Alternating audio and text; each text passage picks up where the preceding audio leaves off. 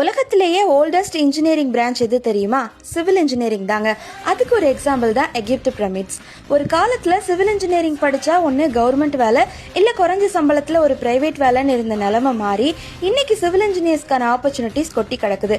இந்தியாவில் இதை இன்ஃப்ராஸ்ட்ரக்சர்ஸ்க்கான காலம்னு சொல்லலாம். எங்க பார்த்தாலும் ஏதோ ஒரு பெரிய கன்ஸ்ட்ரக்ஷன் வேலை நடந்துகிட்டே தான் இருக்கு. முனிசிபல் ஆரம்பிச்சு state government, central government, public sector undertakings, private செக்டர்னு ஏதோ ஒரு நிறுவனத்தோட கன்ஸ்ட்ரக்ஷன் வேலை நடந்துகிட்டே தான் இருக்கு.